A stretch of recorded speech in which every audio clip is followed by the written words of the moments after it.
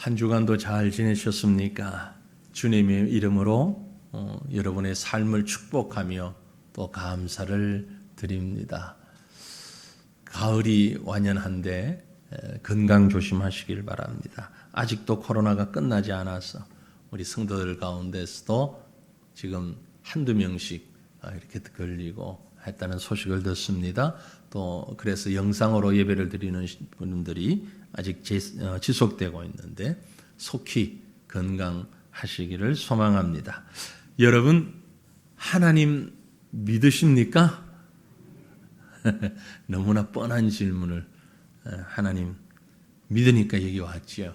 그러면 하나님이 좋으세요? 정말 좋으세요? 그러면 하나님도 여러분을 좋아하신다고 생각하세요?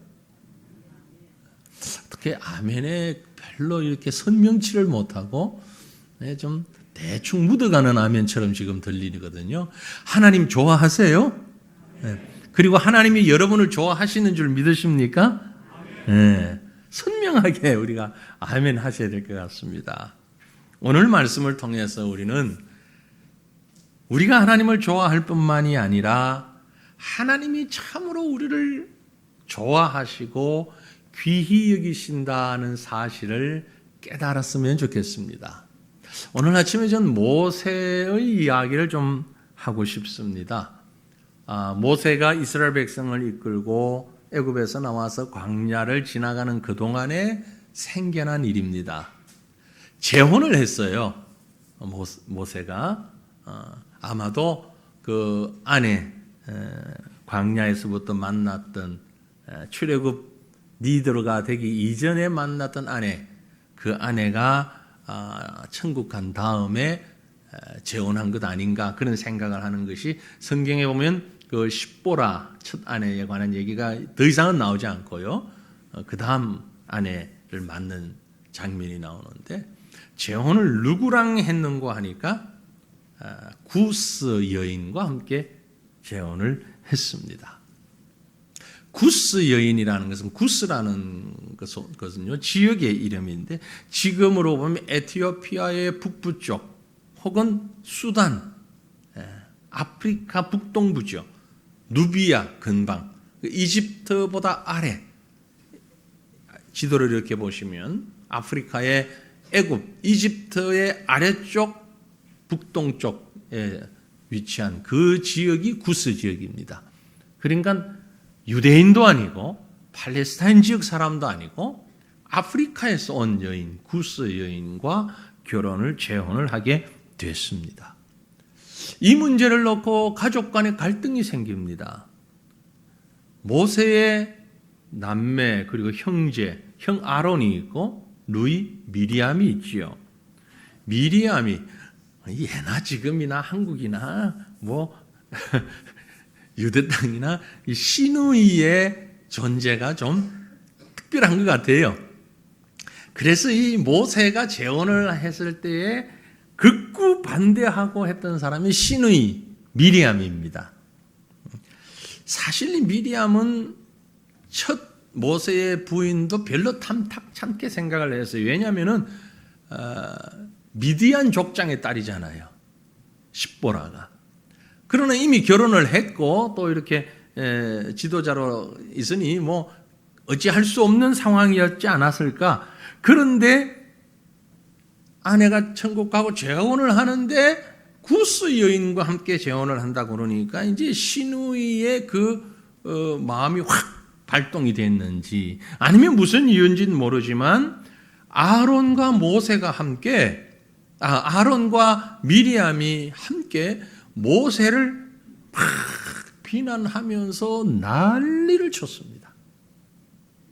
집안에 형제간 싸움이 일어날 정도예요.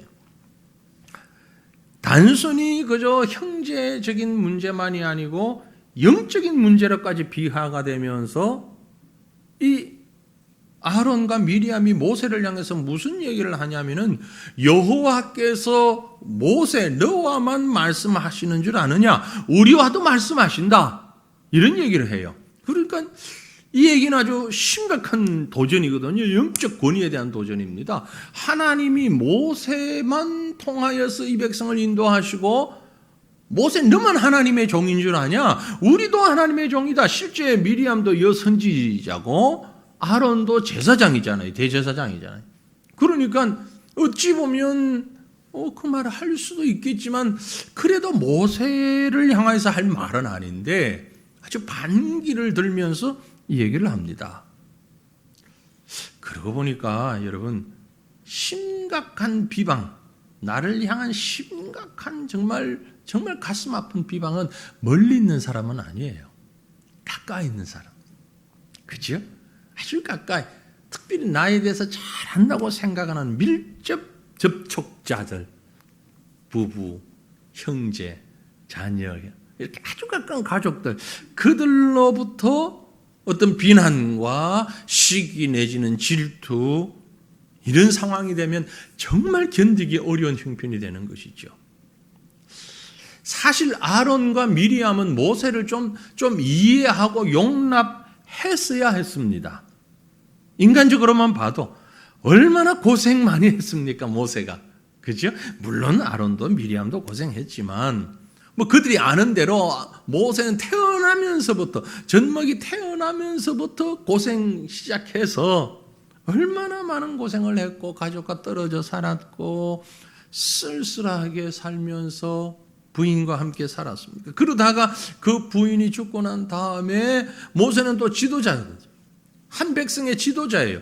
지도자로서 이 일을 해 나갈 때에 정말 그 외롭고 힘든 부분들은 본인이 아니면 몰라요. 그런데 모세를 위해서 가장 가까이 있는 아론과 미리암이 이걸 이해하고 사실 먼저 앞장서서 그에게 재혼을 하게 하거나 가정을 이루거나 뭔가 아니면 그 동행할 수 있는, 공감할 수 있는 그런 사역자로, 동력자로 옆에서 적극적으로 협력하고 이래서야 마땅하지 않나라고 생각이 돼요. 그러다가 이제 모세가 재혼을 한다 그러면 박수 치면서 축하해 줘야죠. 그런데 오히려 비방합니다. 비방하는 이유는 딴 게 아니에요. 이방 여인이다 이 말이에요. 이방 여인이다. 거기다가 아마 흑인으로 보여집니다. 근데 참 이상한 건요.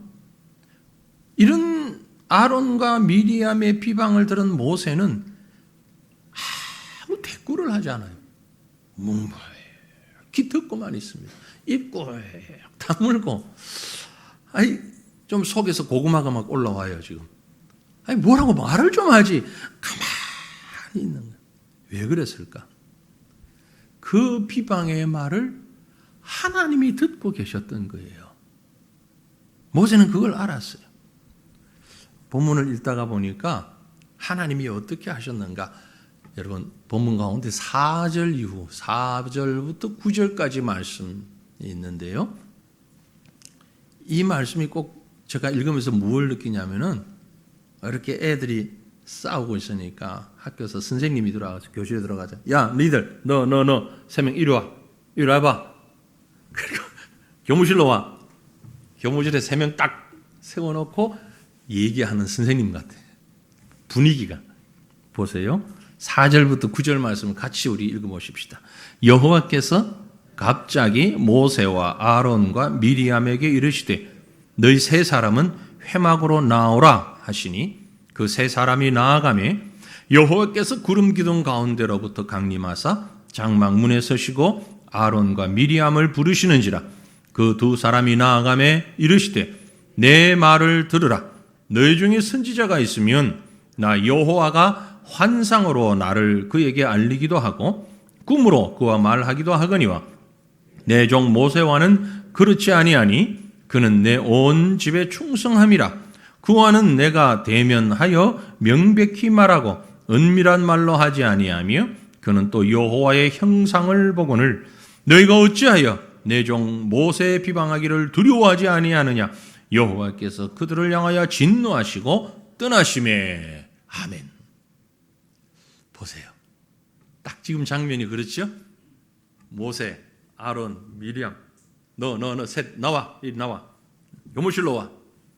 딱 세워놓고 아론, 미리암 너 둘 앞으로 또 한 걸음 더 앞으로. 그러시면서 하시는 말씀이에요.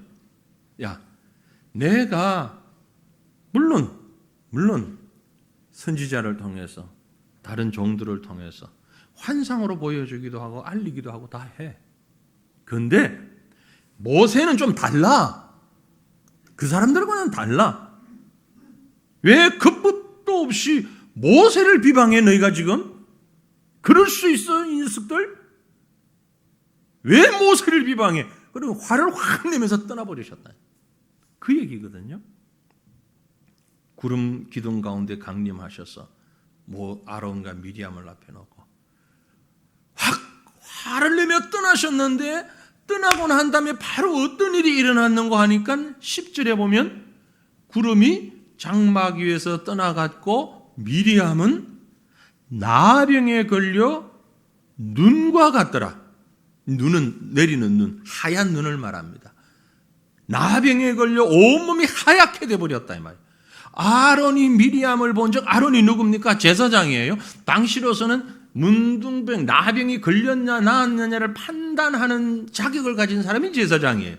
아론이 딱 보니까 미리암이 나병에 걸렸다. 순식간에 일어난 일입니다. 순식간에. 자, 이 글을 읽는 저와 여러분, 여기 있는 많은 분들 가운데 이런 생각을 할 수 있습니다. 하나님 좀 너무하신 거 아니에요? 그렇죠? 하나님이 좀 심하지 않아요? 아니 뭐 그럴 수도 있지. 뭐 한마디 충고하고 끝나시지. 뭘 그 정도 가지고 이렇게까지. 그리고 이어서 왜 하나님 뭐 따지고 보면 아론 미리암 그럴 수 있잖아요. 또 하나님이 모세만 너무 편애하시는 거 아니에요? 실제 하나님이 모세만 너무 좋아하시는 것 아닌가요? 이런 질문을 가질 수 있어요, 없어요? 성경을 읽으시면서 그런 질문 정도는 가지셔도 좋습니다. 아니, 가져야 합니다. 그래야 그 다음에 답이 나오니까, 해결이 되니까. 이런 질문을 안 가진다는 얘기는 생각 없이 읽는다는 얘기거든요. 성경을 읽으실 때 생각을 하시면서 읽으시면 뭐 전적이진 않다 할지라도 일부라도 그런 의문이 좀 생기시면 좋겠어요. 우린 여기서 몇 가지 중요한 사실을 생각할 수 있습니다. 왜 하나님이 모세 편만 드는가? 왜 하나님이 모세만 사랑하시는가? 물론 그렇다고 아론과 미리암을 사랑하지 않는 건 아닙니다. 그런데 모세를 특별히 사랑하시는 이유가 뭔가? 여러분, 우리가 보고 있는 이 성경은요, 계시의 말씀입니다. 그렇죠? 일반적인 책이 아니에요.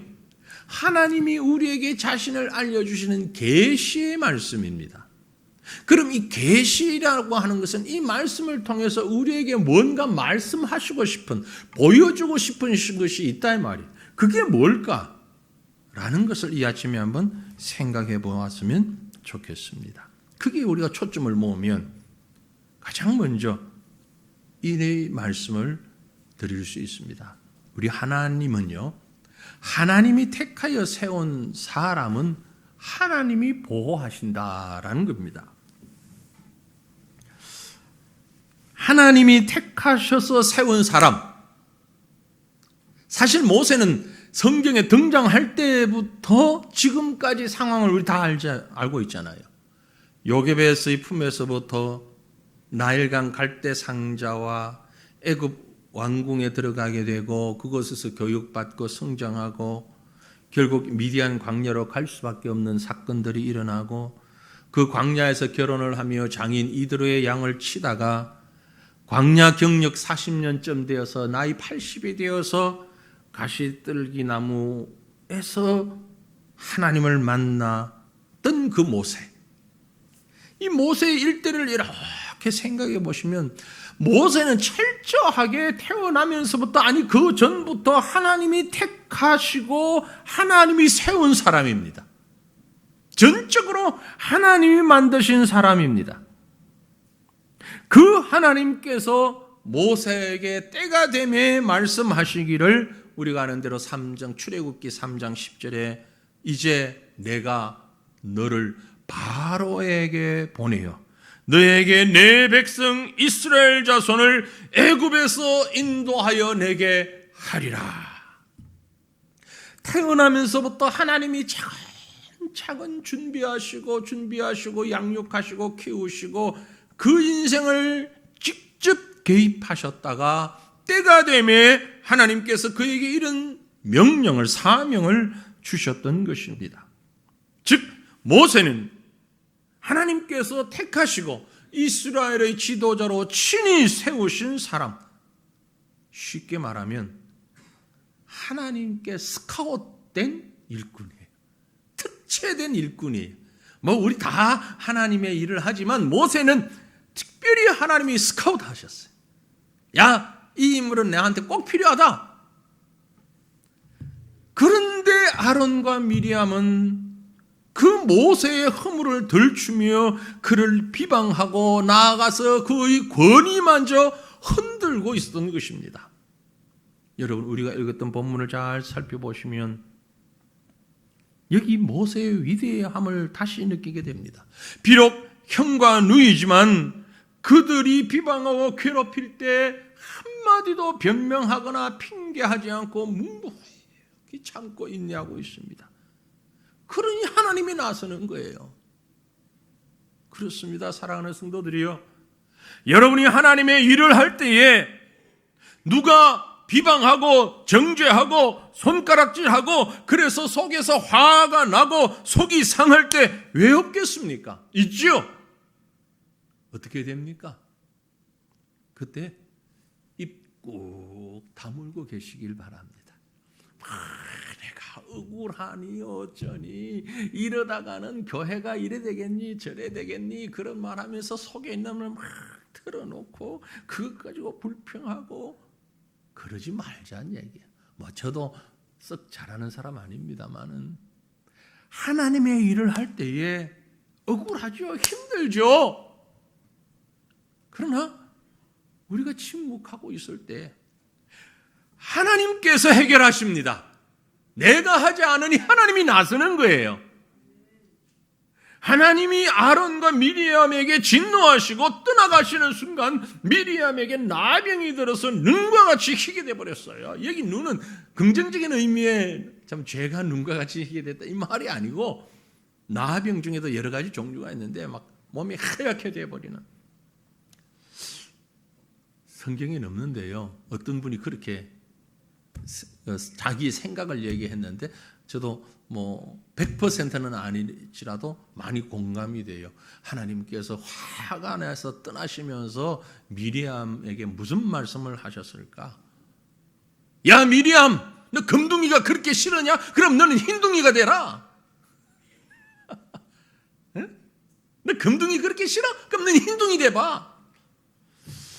그래서 나병 걸린 거 아닌가? 본문을 보면 우리 하나님은 하나님이 세운 종들을 시기하고 비방하는 걸 매우 싫어합니다.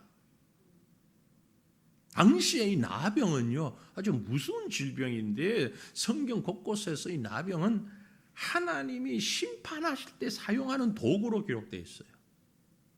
우리가 보면 구약 성경 우시아라는 왕이 있었죠. 왕의 본분을 망각하고 교만해가지고 제사장만 드릴 수 있는 제사를 자기가 드리려고 했다가 하나님의 진노로 나병에 걸리고 말잖아요. 또 누가 있습니까? 엘리사의 종 게하시, 선지자의 명령 어기고 나만 장군의 물질을 탐내었다가 고급 바다가 챙기면서 그만 나병 걸리고 말았잖아요. 물론 의학적인 설명이 아닙니다. 구약의 그 당시의 영적인 시각과 설명입니다. 여러분 꼭 기억하시길 바랍니다. 하나님은 하나님이 택하시고 세운 종을 사람들이 시기와 비방할 때 분명히 지키고 보호하시는 하나님이십니다. 왜냐하면 하나님이 택하시고 세우신 자를 대적한다는 것은 곧 하나님을 향하여 대적하는 것이기 때문에 그래요. 여러분 이 말에 오해하지 않기를 바랍니다. 목사를 대적하면 벌 받는다, 이런 말 아닙니다. 목사도 잘못할 수 있죠.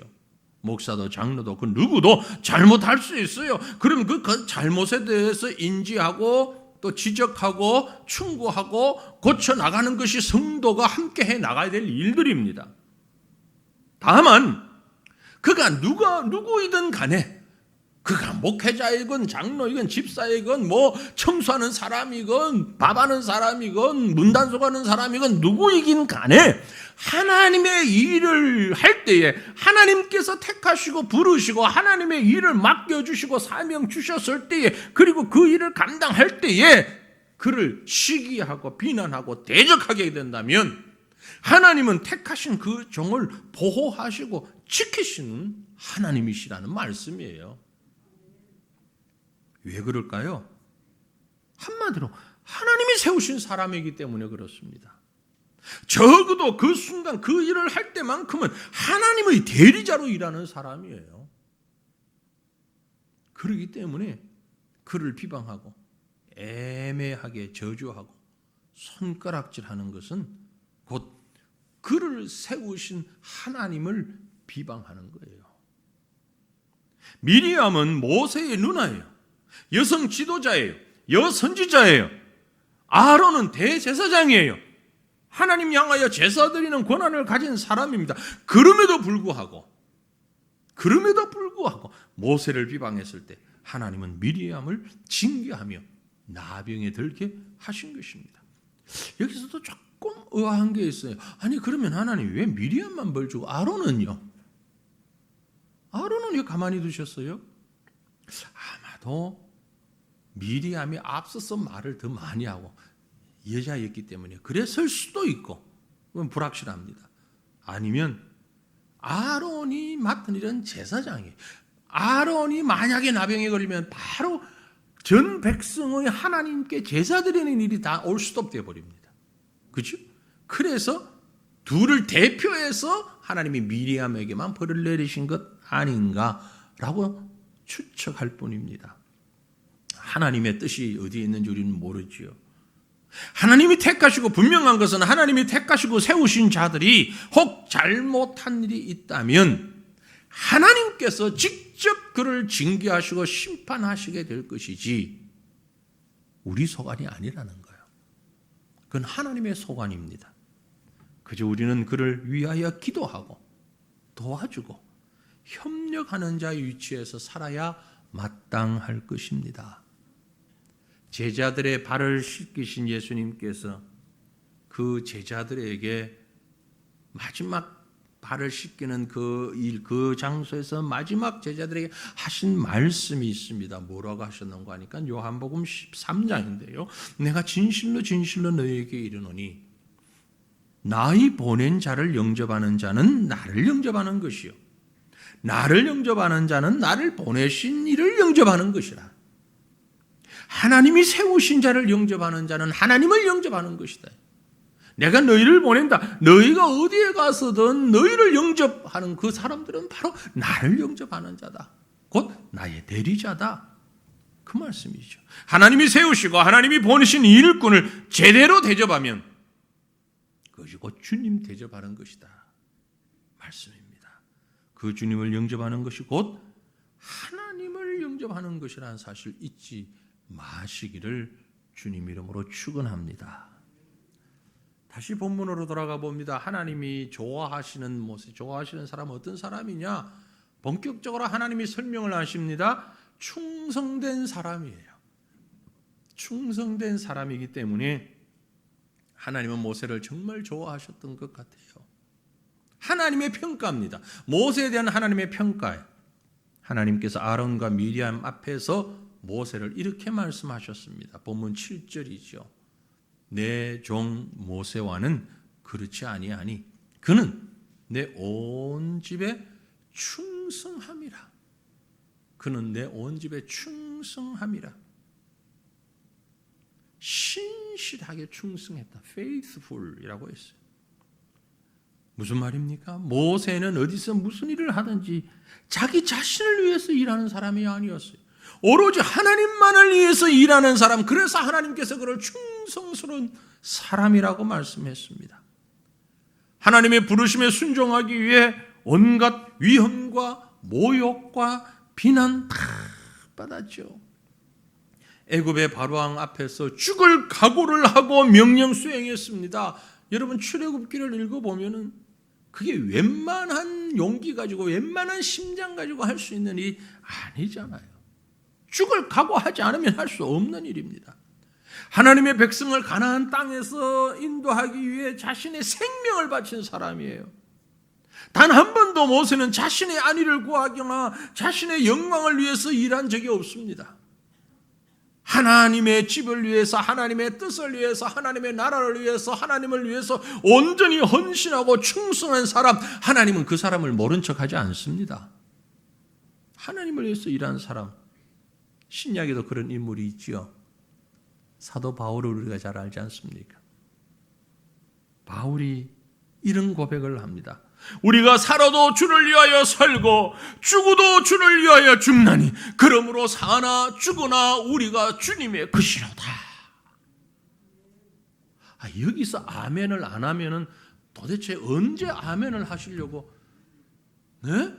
아니 이 정도 고백할 수 있을까요? 우리 같이 고백합시다. 우리가 살아도 주를 위하여 살고 죽어도 주를 위하여 죽나니 그러므로 사나 죽으나 우리가 주님의 것이로다. 아멘. 아멘. 아멘이죠. 성경이 몇 권이죠? 전체? 66권입니다. 몇 사람이 이걸 기록했죠? 약 40명이에요. 약 40명이에요. 1600여 년에 걸쳐서 약 40명이 이 성경을 66권 성경을 기록했습니다. 그 중에 죽으나 사나 주님을 위해서 죽겠다고 말한 사도 바울이 몇 권을 기록했어요? 13권 혹은 14권, 히브리서까지 얘기를 하면 14권, 13권 혹은 14권. 아니 4분의 1이 넘는 성경을 모세의 기록자들 가운데서 66권 가운데서도 그 많은 성경을 기록한 사람이 바로 바울이에요. 바울이. 살아도 주님을 위해서 죽어도 주님을 위해서 그런 사람을 통해서 하나님은 하나님의 말씀을 우리 인간들에게 주시기 위해서 기록하게 하셨다라는 거죠. 얼마나 복된 사람입니까? 저는 개인적으로 그런 생각합니다. 이 지구상에서 예전에 살았던 그리고 지금 살고 있는 앞으로 살아갈 많은 사람들 가운데 정말 이렇게 하나님의 말씀을 기록하고 하나님의 사랑을 받은 사람이 또 있을까? 최고예요. 물론 성경을 이보다 더 많이 기록한 사람 이미 결정내가 끝났어. 이제 성경 끝났으니까 기록은 바울만큼 성경 많이 기록한 사람이 없어요. 왜 하나님이 그렇게 하셨을까? 이것입니다. 살아도 주를 위하여 살고 죽어도 주를 위하여 죽나니 그러므로 사나 죽으나 우리가 주님의 것입니다. 이런 사람 통해서 하나님이 일 안 하시면 누구를 통해 일하겠습니까? 예? 아니 이런 인물하고 일 안 하면 누구랑 하시겠어요? 하나님께서. 충성이 뭡니까? 내게 맡겨주신 그 일이 무엇이든 믿음으로 최선을 다하는 것이 충성입니다. 이런 믿음의 사람, 충성된 사람, 바로 저와 여러분 그렇게 하나님 앞에 섰을 때 하나님께서 우리와 같이 일하지 누구랑 하시겠어요? 그렇기 때문에 우리는 목숨 걸고 최선을 다하면 되는 겁니다. 충성이라고 하는 건요, 대충 하는 걸 충성이라고 하지 않습니다. 목숨 걸고 하는 걸 충성이라고 그러지, 뭐 대충까지 건 뭐 이 정도 눈치 봐가면서 욕 먹지 않을 만큼 적당히, 그건 충성 아닙니다. 네가 죽도록 충성하라. 그리하면 내가 생명의 관을 네게 주리라. 계시록 2장에 말씀했잖아요. 성경이 말씀하는 충성은요, 대충 아니라고, 죽도록 하는 게 충성이라고. 그래서 사도 바울이 내가 죽어도 살아도 주님을 위해서라고 고백한 거예요. 죽도록 충성하는, 목숨을 내던질 만큼이라는 그게 충성입니다. 마태복음 25장에 보면 달란트 비유가 있지요. 이 달란트 비유 여러분 잘 아시는데 그걸 통해서 우리에게 가르치고 하시는 것이 무엇입니까? 충성입니다. 여러분, 얼마나 비즈니스를 잘 해서 이익을 많이 남기느냐 그 문제가 아닙니다. 뭐 열심히 했는데 5달란트 받았는데 2달란트밖에 못 남겼을 수도 있어요. 네? 3달란트 남겼을 수도 있고 2달란트 받았는데 1달란트만 남겼을 수도 있어요. 그 비율을 자세히 보면 네가 이만큼 벌었기 때문에 이만큼 이익을 남겼기 때문에 얘기한 게 아닙니다. 그 주인이 마지막 그를 평가할 때 잘하였다, 착하고 충성된 종아 그랬어요. 그리고 너가 작은 일에 충성하였으면 내가 많은 것으로 내게 맡기리니 내 주인의 즐거움에 참여하라. 하나님은 우리에게 능력 이상의 것을 요구하시지 않습니다. 그러나 맡은 자들에게 구할 것은 충성이라고 했습니다. 그런 사람들을 하나님이 들어 사용하십니다. 모세가 그랬고요, 여호수아가 그랬고요, 다윗이 그랬고, 다니엘이 그랬고, 바울이 그랬고, 베드로가 그랬고, 그들의 공통점은 충성이었어요. 누가복음 16장 10절에 기록하기를 지극히 작은 것에 충성된 자는 큰 것에도 충성되고 지극히 작은 것에 불의한 자는 큰 것에도 불의하다고 말씀했어요. 하나님은 하나님이 맡기신 일에 충성스럽게 감당하는 자를 좋아하십니다. 여러분, 그런 하나님의 사랑 독차지할 수 있기를 축원합니다. 마지막으로 하나님은 어떤 사람을 좋아하시는가 하니까 온유한 사람을 좋아하십니다. 온유한 사람. 모세 얘기를 계속하지요. 모세에게 있어서 아론은 형이고 미리암은 누나예요. 그러나 모세는 이미 혈육적인 관계를 떠나 하나님의 종입니다. 그렇기 때문에 아무리 형이고 누나지만 모세를 비방할 때는 얼마든지 하나님의 권세를 가지고 분노하거나 앞에서 말씀드린 대로 책망하고 화를 낼 수 있습니다. 하지만 모세는 전혀 분노하거나 책망하지 않았어요. 가만히 있었어요. 그러니 하나님이 일하셨다고 말씀드렸잖아요. 그 하나님이 뭐라고 모세를 평가하시는 거 하니까 본문 3절에 이렇게 말씀하고 있어요. 이 사람 모세는 온유함이 지면의 모든 사람보다 더하더라. 무슨 얘기예요? 최고다. 온 세상 가운데 최고다. 뭐에? 온유함에 제일 온유한 사람이다. 하나님이 인정하신 겁니다. Very, very humble man. 하나님 보실 때 최고로 1등으로 온유한 사람. 여러분, 온유가 뭐죠? 온유하다. 온유함. 우리말로는 부드럽고 따뜻한 그런 의미를 가지고 있습니다. 그런데 모세를 보면 온유하고는 우리 기준으로 보면 거리가 좀 먼 것 같아요. 그렇게 생각하지 않으세요? 모세는 성격이 아주 급한 사람이에요. 그렇죠? 아주 성격 급한, 어찌 보면 온유하고는 거리가 좀 먼 사람 같아 보여요. 보세요. 애굽 왕궁에서 광야로 도망갈 때 무슨 일이 있었습니까? 사람 때려 죽였잖아요.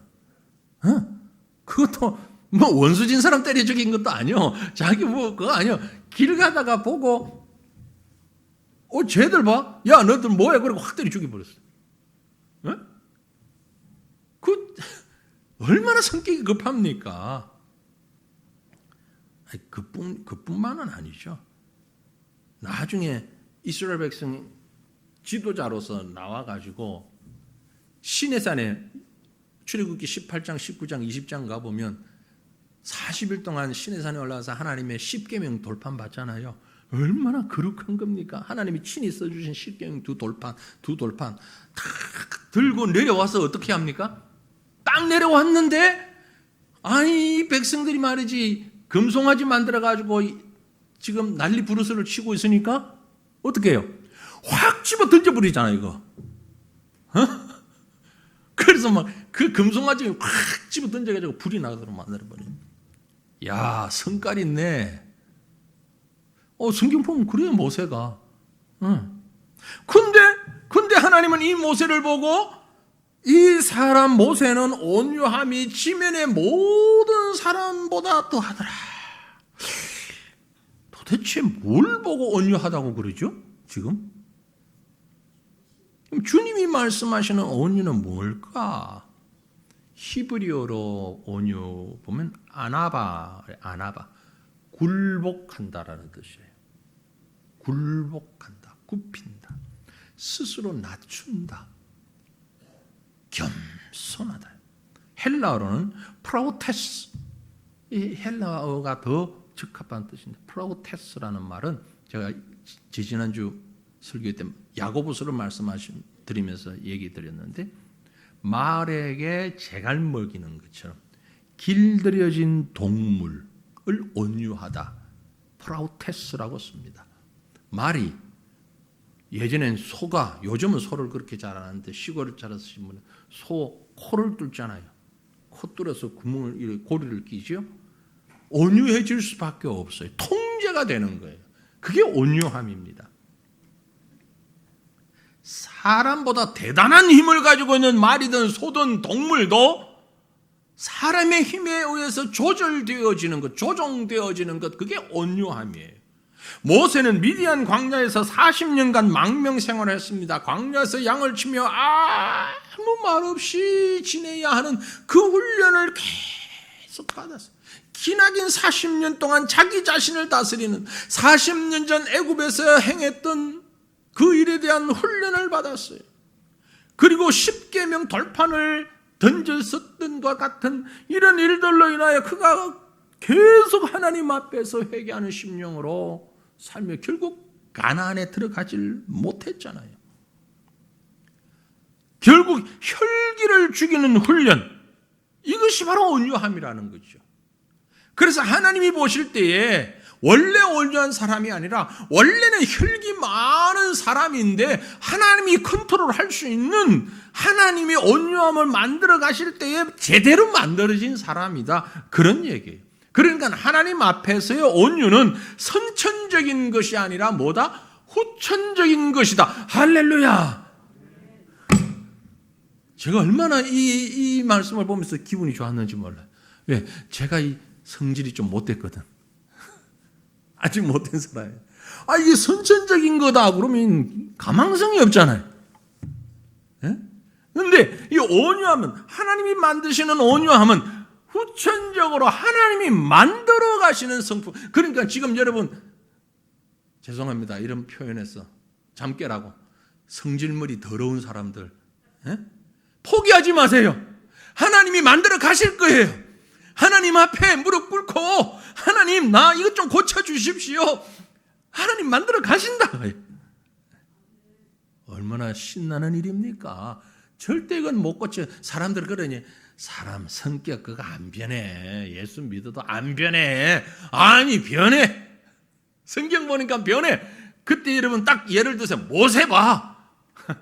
그런 인물도 변해. 변해. 온유함이 지면에 누구보다도 1등이라고 그랬잖아요. 변한다고요. 하나님이 만들어 가시는 성품. 그래서 성경은 온유한 사람이 복이 있다 그런 거예요. 시편 37편에 오직 온유한 자는 땅을 차지하며 풍부한 화평으로 즐기리로다. 우리가 잘 아는 마태복음 5장 5절에 온유한 자는 복이 있나니 저희가 땅을 기업으로 받을 것이다. 아멘, 아멘. 태어나면서도 온유한 사람, 온유하지 않은 사람 딱 결정되어 있다면 이건 너무 불공평하잖아. 이건 뭐 땅을 받고 복을 받고 말고 여지가 없잖아. 태어나면서부터 딱 정해졌으면. 그래요, 안 그래요? 그런데 이게 딱 정해진 게 아니고 지금은 비록 아니어도 얼마든지 온유함으로 바뀌어질 수 있다고 그러니까 온유한 자가 복이 있나니 저희가 땅을 기업으로 받을 것이며. 아멘. 왜? 우리 모두 온유해질 수 있거나 온유하기 때문에. 지금 다 온유하거나 아니면 지금 아니라도 온유해질 수 있는 가능성이 얼마든지 있기 때문에 우리는 복받을 예정자이다. 이 온유함의 가장 최고의 샘플 모델 누구죠? 예수님이잖아요. 예수님이 우리 보고 직접 말씀하셨어요. 나는 마음이 온유하고 겸손하니 나의 멍에를 메고 내게 배우라. 보세요. 배우라 그랬잖아요. 배우면 된다니까. 온유함도 겸손함도. 원래 그런 사람 아니야. 아니 사람 안 바뀌는 거 아니야. 예수 믿고 배우면 돼. 변화하면 돼. 그죠? 되니까 하나님이 모세를 최고의 온유한 사람. 예수님이 얼마나 온유한지 여러분 가전 수욕과 수치와 모욕과 침뱉음과 때리고 골고다 십자가 언덕하며 얼마나 참 인격 말살 다 당했는데 참으셨잖아요.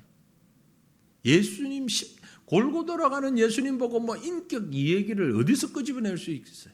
인권? 그런 얘기 어디서 거기서 끄집어내겠어요? 인권이라는 말을. 그런데 그걸 다 당하시면서도 참으셨죠. 그게 온유의 모습입니다. 그게 온유입니다.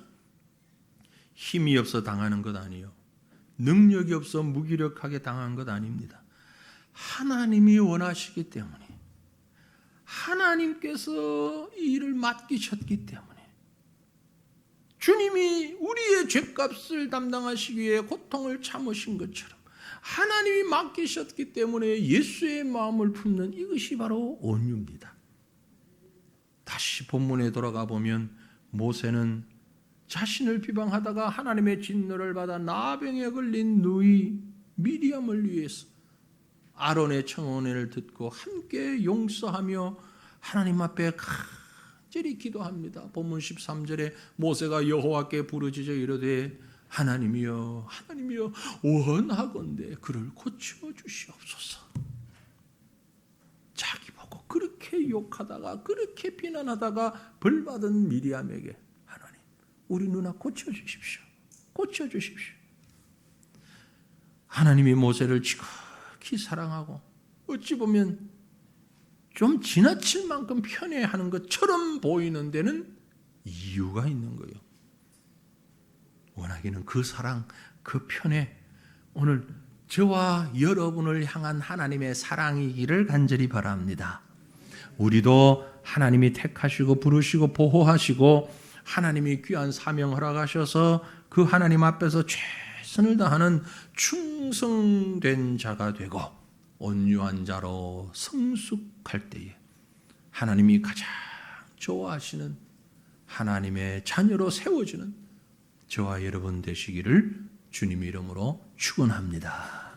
우리 함께 기도하겠습니다. 말씀 생각하시면서 한 마음으로 하나님 앞에 하나님 나를 택하신 하나님 나에게 하나님의 일을 맡겨주신 그 은혜를 감사하며 하나님이 좋아하시는 하나님이 사랑하시는 하나님의 은혜를 듬뿍 받을 수 있는 이런 사람으로 살아가는 우리가 되게 해달라고 우리 시간 다 같이 통성으로 먼저 하나님 앞에 기도하십시다. 거룩하신 하나님 은혜를 감사합니다. 우리를 사랑하신 하나님 우리에게 역사하신 하나님 우리를 택하시고 우리를 구원하신 하나님 우리를 통해서 놀라운 하나님의 일을 맡겨주시고 하나님의 역사를 경험하게 하시고 하나님의 은혜를 경험하게 하시고 하나님과 동행하게 하시고 하나님의 일을 감당하게 하신 주님 감사합니다. 사랑의 하나님, 능력의 하나님, 은혜의 하나님, 온유하신 하나님, 그 하나님 앞에 우리가 온전히 겸손한 심령으로 맡겨주신 일을 감당할 때에 믿음으로 감당하게 하옵소서. 사람들이 볼 때에 큰 일이든 작은 일이든 하나님 앞에서 주신 사명인 줄 알아 깨닫고 그 사명 감당할 때에 주께서 나를 사랑하시며 내가 주님을 사랑하며 주님이 나를 좋아하시고 주님이 나를 보호하시고 주님이 나를 지키시며 주님과 함께하는 그 큰 기쁨이 그 큰 사랑이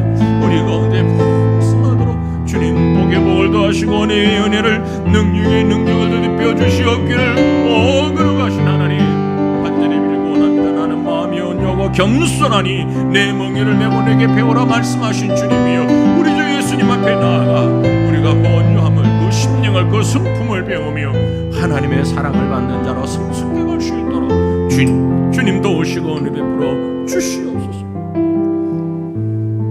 우리를 사랑하시는 하나님 우리를 택하시고 하나님의 크신 일들을 맡기신 주님 찬양합니다. 감사합니다.